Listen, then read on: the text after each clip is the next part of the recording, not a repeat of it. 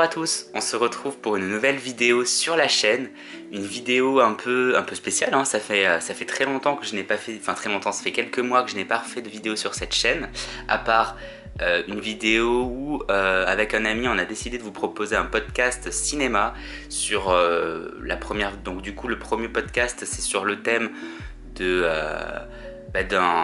d'un métier du cinéma que vous connaissez peut-être pas particulièrement, qui est celui de superviseur des effets spéciaux. On a pris l'exemple de Michael Lantieri qui est aux effets spéciaux de Jurassic Park entre autres. On avait envie de proposer ce format pour se retrouver avec mon ami pour parler cinéma évidemment. N'hésitez pas à aller jeter un petit coup d'œil, à laisser un retour, donner des critiques, on est là pour ça aussi, on les accepte avec plaisir. Et puis à nous proposer aussi du contenu pour ce podcast là qu'on est en train de peaufiner, on est en train de travailler dessus. Donc je vais vous mettre le lien dans la description. Donc voilà une des raisons pour lesquelles aussi je faisais moins de vidéos, hein. Je préférais bosser sur ce format là en attendant. Bon, au moins il y a plein d'achats qui sont accumulés. Et aussi, autre argument pour refaire une vidéo aujourd'hui, c'est que je me suis acheté une nouvelle petite caméra qui va me être très pratique dans ma vie personnelle aussi, entre autres. Mais je me suis dit que ça allait faciliter l'installation pour tourner des vidéos achats, par exemple. Parce que en fait, j'ai été toujours obligé de déballer un gros boîtier pour faire ces vidéos là. C'était jamais très pratique parce que l'objectif était trop long, donc du coup c'était vraiment très millimétré l'installation, et c'était pas super pratique. Donc c'était toujours un peu, pour être très franc, c'était extrêmement décourageant. Donc j'espère que je vais retrouver un petit peu de motivation grâce à cette petite caméra, parce que pour ceux qui font ce genre de vidéos, vous savez qu'il faut quand même, il faut tourner, il faut monter, ça demande quand même un peu de temps. Donc quand on n'en a pas vraiment, c'est toujours un peu compliqué. Donc j'espère que cet investissement sera quand même un gain de temps pour moi, et un bon argument pour revenir faire des vidéos de temps en temps, parce que comme je vous le dis, il y a quand même pas mal d'achats qui se sont accumulés depuis tout ce temps. Mais aujourd'hui, du coup, pour réouvrir un petit peu les hostilités, j'avais envie de vous proposer une vidéo qui sera en deux temps. Dans un premier temps, j'avais envie de vous proposer mon compte rendu du Festival de Cannes de 2024. Alors pourquoi si tard ? Parce que il est vrai que je n'avais pas du tout fait de vidéo sur le festival l'année dernière, alors que c'était la 3e année où j'y allais sur les 2 semaines du festival. Et c'était la première fois que je proposais pas de compte rendu. Du coup j'ai envie de remédier un peu à ça tardivement. Désolé pour ce retard là. C'est aussi parce que là les accréditations pour cette année viennent d'ouvrir. J'y retourne normalement si tout se passe bien. Et c'est là où j'ai eu le déclic de il faudrait peut-être que je fasse mon retour. Je sais pas vraiment le public que ça intéresse sur ma chaîne, mais pour moi c'est toujours un plaisir, parce que passionné de cinéma, de pouvoir aller sur ce festival, rencontrer des artistes qu'on croiserait jamais, échanger des mots avec eux. C'est vraiment 2 semaines, c'est un peu Disneyland pour moi. Donc je suis toujours ravi de vous partager ces moments-là. Et dans un second temps, je vais vous présenter quelques petits coffrets que j'ai trouvé depuis ces derniers mois sans présentation. Donc c'était des soldes, du Vinted, etc. Voilà, c'est juste pour clôturer cette vidéo là, parce que la partie cannoise ne sera pas très longue. Donc voilà, comme chaque année, c'est toujours de très grosses rencontres, hein. Je vais peut-être vous faire défiler quelques photos que j'ai pu faire avec certains artistes qui ont bien voulu se prêter à ce jeu là.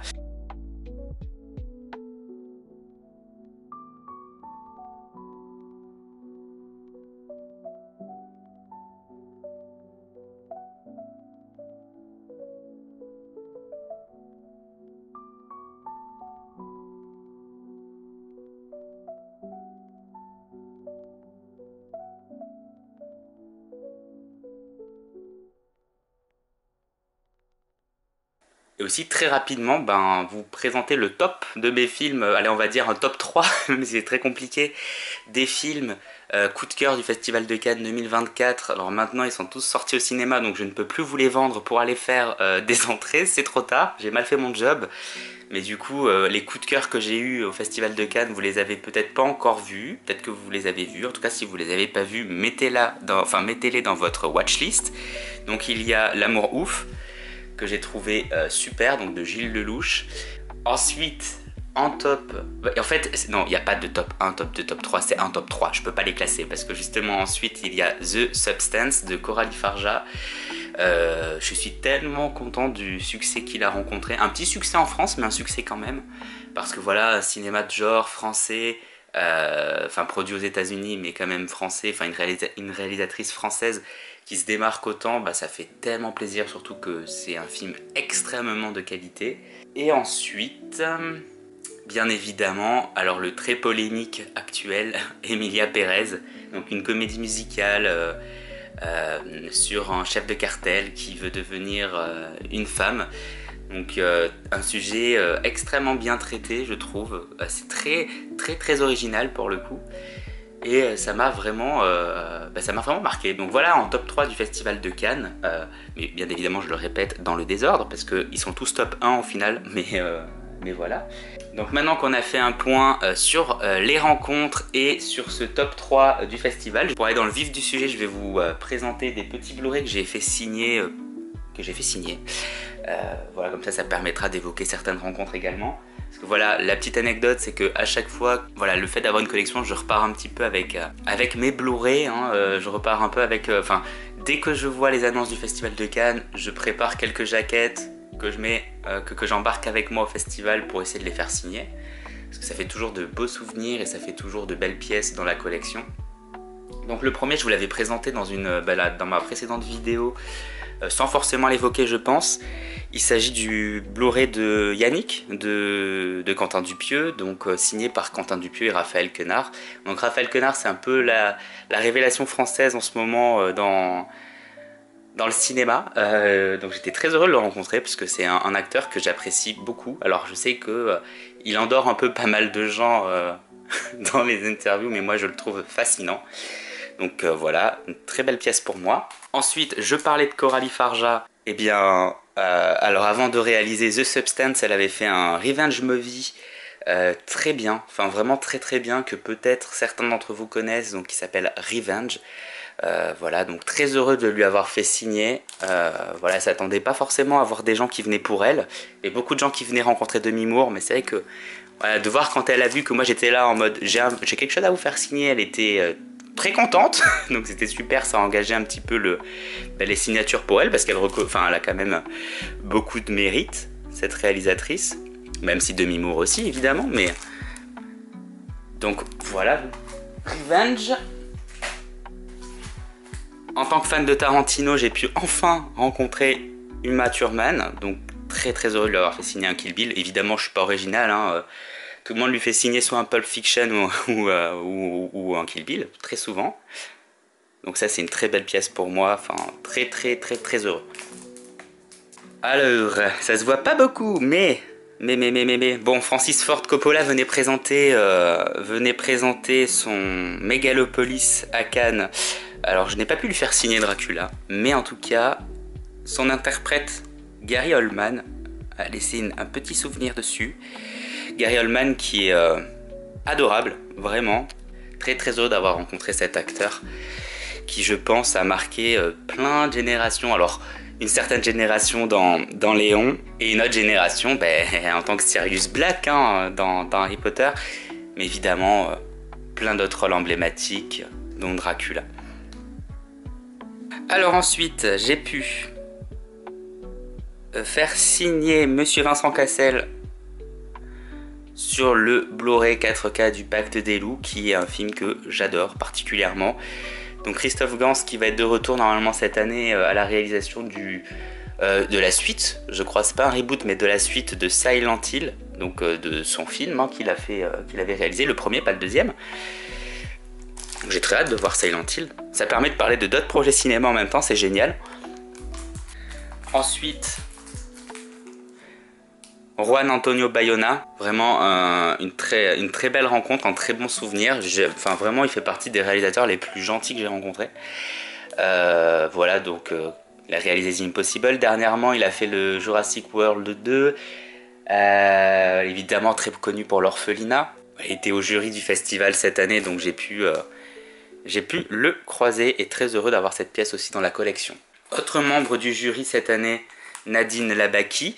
Donc bon, elle est connue enfin elle est connue pour Capharnaüm comme réalisation, mais elle a aussi joué dans des films. Elle était aussi actrice pendant un certain temps. Enfin, je crois qu'elle est toujours, j'ai un doute, mais je pense que oui. Monsieur George Miller était venu présenter son Furiosa qui a bidé. Quelle tristesse, c'est si bien Furiosa. J'en ai profité pour enfin lui faire signer une petite pièce. Donc très très heureux d'avoir Mad Max signé par Monsieur George Miller. Voilà, enfin, je pense que la saga Mad Max pour beaucoup c'est incontournable. Pour moi c'est le cas. Ensuite, Greta Gerwig était la présidente du festival. Du coup, bon, pour être original, plutôt que de lui faire signer un Barbie, je lui ai fait signer un Lady Bird, qui est formidable. Je crois que c'est son premier film. J'ai pas envie de dire de bêtises. Il me semble qu'elle a réalisé que 3 films. Elle était beaucoup actrice avant. Donc, elle a réalisé Lady Bird. Elle a réalisé le reboot des films du Docteur March, puis ensuite Barbie. Là, normalement, elle va être à la réalisation de la série ou film. Je ne sais plus, je m'y perds dans cette histoire du monde de Narnia pour Netflix. Donc, c'est quand même une artiste à suivre de près. Personnellement, j'aime beaucoup ce qu'elle fait. Ensuite, j'ai pu recroiser Monsieur Denis Ménochet. Hop là, ça ne veut pas faire la mise au point. Ainsi que Marina Foïs qui ont pu signer tous les deux le magnifique film, le très dur Asbestas de Rodrigo Sorogoyen. Je ne sais pas si vous l'avez découvert, mais c'est à voir. Faut s'accrocher, c'est à voir. Ensuite, le très touchant Demain tout commence, donc signé par Omar Sy, qui était aussi dans le jury cette année. Voilà un film, enfin moi c'est vraiment le genre de film qui me touche particulièrement. La mère de la fille rapporte la fille au papa, donc à Omar Sy, qui décide de plus donner de nouvelles par la suite, et du coup il se retrouve à devoir l'élever tout seul. Très touchant, vraiment très très touchant. Pour moi c'est un des plus beaux films d'Omar Sy. Ensuite, Été 85, donc signé par François Ozon. J'essaie de faire un peu plus vite, je vois que je tourne pas mal quand même. Ensuite, j'ai pu faire signer Les Nuits de Machat, qui est un très très dur film, ça ne se dit pas, mais waouh. Mais c'était une claque de réalisation. Alors au départ, je l'amenais pour Monsieur Ali Abazi qui venait présenter The Apprentice, qui vient de sortir, donc le biopic sur Donald Trump. Mais il y avait aussi donc l'actrice principale de ce film, donc qui est Zahra Amir Ebrahimi, qui est pas mal à l'affiche en ce moment. On l'a vu à la réalisation, et il me semble qu'elle était actrice aussi dedans de Tatami. Donc voilà, je sais pas s'il y a des personnes sur ma chaîne qui me suivent qui aiment ce genre de cinéma, film un peu d'auteur, un peu plus calme. Donc là c'est un film très dur. Je vais vous laisser le petit résumé ici. Pour ceux que ça intéresse, c'est l'histoire d'un tueur en série qui ne vise que des prostituées. Du coup, c'est à Téhéran que ça se passe. Enfin voilà, c'est très dur, mais la réalisation m'a terriblement marqué au moment où je l'ai vu, et au point de vouloir l'avoir dans la collection. Voilà, je vous le recommande, mais faut être accroché.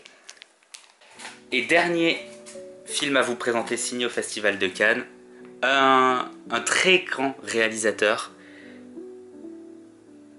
Monsieur Koreeda Hirokazu, avec toujours une très très belle signature. Un réalisateur extrêmement adorable, de très bons films.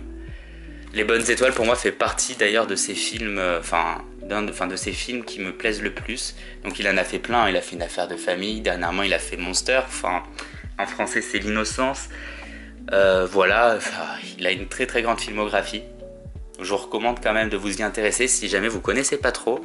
Et peut-être commencer par Les Bonnes Étoiles, en vrai, parce que c'est, on va dire, le film qui peut qui peut faire une belle porte d'entrée pour son cinéma. Donc c'est l'histoire de... Ça fait très longtemps, parce que je l'ai vu au Festival de Cannes en 2022, je crois, c'était...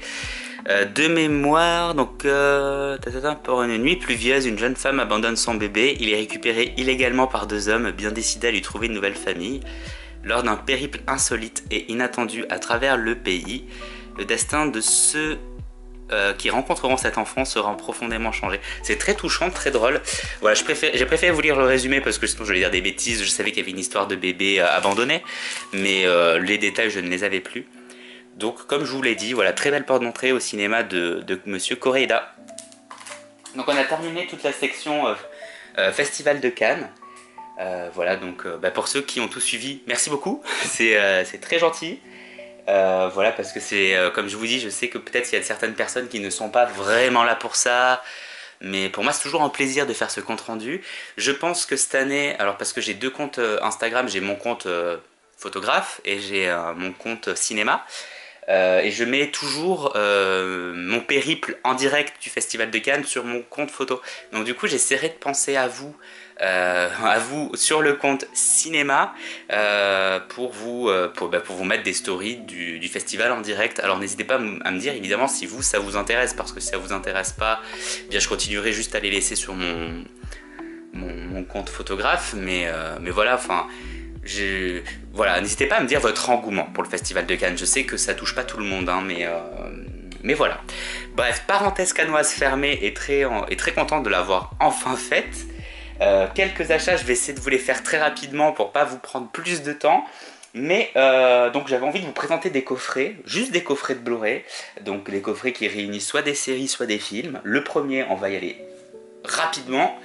J'avais envie de vous présenter le coffret de la saga Friends, enfin de la saga de la série Friends, qui était à 15 € je crois sur Vinted à l'époque. Enfin je l'ai pas payé plus de 20 € en tout cas, ça c'est sûr. Je trouvais que le prix était extrêmement intéressant et c'était pour moi une belle porte d'entrée pour découvrir la série, parce que oui, je n'ai jamais regardé Friends. J'étais à cette époque-là, donc quand ça passait encore à la télé sur, je sais plus, W9, je vais peut-être dire des bêtises, j'étais plus de l'école de Buffy contre les vampires, ou encore dans le même genre. J'étais plus dans How I Met Your Mother ou Mon Oncle Charlie. Je suis passé totalement à côté de Friends. Donc du coup, je l'ai. Il n'y a plus qu'à attendre que l'occasion se présente et je risque de découvrir très prochainement cette formidable série. Ensuite, dans la continuité de ce genre de série, j'avais envie de vous présenter Sex and the City. Donc pareil, un coffret qui était neuf, que j'ai pu avoir sur Vinted à 5 €. J'ai trouvé le prix extrêmement intéressant, donc j'ai dit vas-y, je vais le prendre parce que je suis en train de découvrir en ce moment Desperate Housewives, donc je sais que c'est un peu quand même de styles différents. Je me suis procuré d'ailleurs l'intégrale de Desperate Housewives en DVD seulement, hein. Je vais pas vous le présenter parce que c'est du coup il y a 8 saisons et j'ai un coffret pour chaque saison, donc c'est un peu lourd pour la vidéo. Mais du coup, aimant beaucoup Desperate Housewives, je me suis laissé tenter, surtout pour ce prix-là, pour Sex and the City. Donc voilà, je pense que ça peut être sympa de regarder quelques épisodes de temps en temps. C'est aussi ce genre de série qui me manque aujourd'hui, où on peut regarder 2-3 épisodes de temps en temps et ne pas être perdu quand on y retourne quelques semaines après, quoi. Enfin vraiment je sais pas trop comment ça s'appelle, ce genre de série qui a pas une continuité précise. Voilà, style Mon Oncle Charlie, How I Met Your Mother, Friends, etc. etc. J'avance. On va peut-être continuer avec les séries. De toute façon, j'en ai plus qu'un à vous présenter en série. Donc, David Lynch nous a quittés cette année. J'ai pas tout découvert de son cinéma. J'avais envie du coup d'en découvrir un peu plus. Et l'occasion se présentait parce qu'au même moment, quelques jours après sur Vinted, il y avait l'intégrale. Alors l'intégrale de la série originale et pas la suite qui est sortie. Qui est sorti il y a pas si longtemps, je sais plus il y a combien de temps, mais il y a pas si longtemps. Donc il y avait cette intégrale des 2 premières saisons ainsi que le film sur Vinted pour une 20aine d'euros. Bon, c'est pas une édition, il y a une édition qui est magnifique où c'est cartonné avec un système pour ouvrir une sorte de coffret. Bon là c'est juste un amarré, hein, mais bon tant pis. En tout cas voilà, Twin Peaks, très heureux de le rentrer dans la collection, et je vais le découvrir là dans les prochains jours parce que ça m'intéresse énormément. D'ailleurs n'hésitez pas à me dire vous dans les commentaires quel est votre film préféré de David Lynch. Comme ça j'irai peut-être le découvrir. Maintenant on va passer au coffret cinéma. Le tout premier, donc une affaire sur Vinted, 5 €. Je trouvais que c'était vraiment pas cher. 5 euros, il y a 5 films de Louis de Funès. Pareil, je suis en train de découvrir petit à petit, au fur et à mesure, son cinéma. Donc du coup, ce coffret se présentait au bon moment, surtout à un très bon prix. Très heureux, lui, de le rentrer aussi dans la collection. Et ensuite, en dernier achat d'occasion, ensuite c'est que du neuf solde.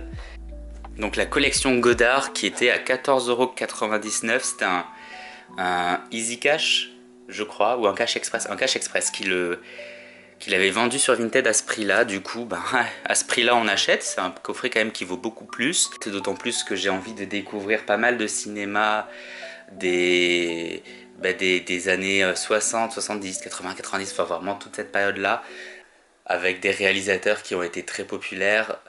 Donc Godard en fait partie et je suis curieux de découvrir son cinéma et là c'était vraiment une porte d'entrée. C'est beaucoup de fois que je dis ça dans cette vidéo, mais bon pour le coup ça va bien avec le sujet. Du coup voilà, rien de plus à ajouter pour cette collection Godard qui réunit 1, 2, 3, 4... 7 films, c'est écrit là en fait, mais je suis en train de m'amuser à compter tous les films. Donc très heureux de le rentrer dans cette collection et puis voilà, à découvrir à l'occasion. En parlant de cinéastes qui ont marqué leur époque, j'attendais un prix, une baisse de prix pour ce coffret, je sais plus à combien il était, 25, 30, 35 euros, peut-être 25, je ne sais plus. L'intégrale du coup de Jacques Tati, alors la mise au point est un peu compliquée, ok. Donc voilà, j'aime beaucoup son univers, j'ai regardé quelques courts-métrages qui sont présents dans ce coffret, et ensuite juste son premier film qui est Parade. Alors oui, c'est un cinéma extrêmement particulier, mais ce qui moi me touche surtout, hop là c'est dans l'autre sens, ce qui moi me touche beaucoup surtout en tant que photographe, c'est ses visuels. Donc là il y a quand même quelques images sur le coffret qui peuvent aider à comprendre de quoi je parle, mais c'est extrêmement visuel et j'adore ça. Donc très hâte de découvrir de découvrir ses autres films. Bon, il est très connu aussi pour son personnage de Monsieur Hulot. Donc voilà, le coffret de Jacques Tati qui rentre dans la collection. On va finir avec un genre particulier. Je ne sais pas ce qui me prend, c'est peut-être maintenant, c'est une période, en tout cas comme une autre. Mais j'ai profité des soldes pour me prendre 3 coffrets sur le thème des arts martiaux. Alors, Kenshin, que je ne connaissais pas vraiment, je crois que c'est un manga à la base qu'ils ont après fait en film. Ça a l'air très bon, donc du coup je suis extrêmement tenté de découvrir cette trilogie. Ensuite la trilogie Karate Kid, que j'ai vu quand j'étais plus petit, 10 ou 12 euros, 13 euros, je ne sais plus. Donc trilogie que j'ai découvert quand j'étais plus petit, je n'ai aucun souvenir, mais j'ai envie de le redécouvrir. Du coup, j'ai profité de ce prix-là, de ces soldes-là pour me le procurer, d'autant plus que le nouveau Karate Kid sort au cinéma en mai, juin cette année, juillet, je ne sais plus, mais en tout cas cette année. Donc voilà, la trilogie Karate Kid. Et pour terminer, l'intégrale de Ip Man qui était à une vingtaine d'euros. Franchement, je sais plus du tout les prix, c'était pendant les soldes d'hiver. Donc voilà pour cette vidéo, cette très longue vidéo. J'espère qu'elle vous aura plu. N'hésitez pas à envoyer de la force, un petit soutien, un petit like, un petit commentaire pour montrer que vous êtes toujours là dans les parages, pour me motiver à vous reproposer d'autres vidéos, de ne pas avoir l'impression de faire des vidéos qui ne sont pas forcément intéressantes. Mais voilà, en tout cas moi c'était un réel plaisir de vous proposer cette vidéo aujourd'hui. N'hésitez pas à vous abonner, à activer la petite cloche aussi pour être alerté des nouvelles vidéos. Parce que prochainement il y aura encore un nouveau podcast qui va sortir. D'ailleurs, parenthèse, sur le podcast vous pouvez aussi nous retrouver sur Spotify, Apple Music et Amazon Music je crois. Mais si tout ça vous intéresse, n'hésitez pas à me le dire pareil dans les commentaires et je vous donnerai tout ce qu'il faut. Et puis moi je vous dis à très bientôt. Ciao tout le monde.